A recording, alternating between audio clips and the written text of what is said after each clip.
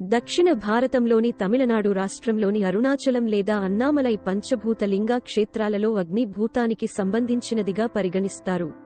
అరుణాచలంలో అరుణ అంటే ఎర్రని, అచలం అంటే కొండ అని అర్థం. అంటే ఎర్రని కొండ అని భావం. మనం చేసిన రుణ పాపాలను తొలగించినది అని అర్థమని పండితులు చెబుతారు. అదే తమిళంలో అయితే తిరువన్నామలై అంటారు. శివ భక్తులు తిరువాన్నామలైని కైలాస పర్వతంగా పరిగణిస్తారు. తిరు అంటే శ్రీ, అన్నామలై అంటే పెద్ద కొండ అని అర్థం. మన దేశంలోనే గొప్ప పుణ్యక్షేత్రాలలో అరుణాచలం ఒకటి. అరుణాచలం క్షేత్రంలో పగలు, రాత్రి, సంధ్యా సమయం, ఎర్రని ఎండలో భారీ వర్షం కురుస్తున్నప్పటికీ చలికి గజ గజ వణుకుతూ నిత్యం ఎవరో ఒకరు గిరి ప్రదక్షిణం చేస్తూనే ఉంటారు.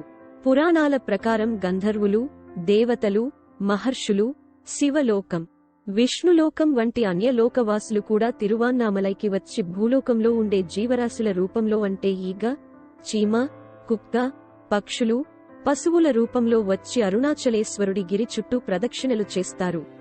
అరుణాచలేశ్వరుని జ్యోతిర్లింగ స్వరూపం కావడం వల్ల, ఈ గిరి చుట్టూ ప్రదక్షిణ చేయడం వల్ల సాక్షాత్తు శివుని చుట్టూ ప్రదక్షిణం చేసినట్టేనని చాలామంది నమ్మకం.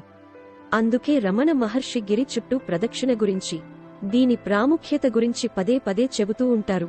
ఎవరైతే పాదరక్షలు లేకుండా శివనామ స్మరణ చేస్తూ ప్రదక్షిణ చేస్తారో వారికి ఎంతో పుణ్యం దక్కుతుందని చాలామంది విశ్వాసం.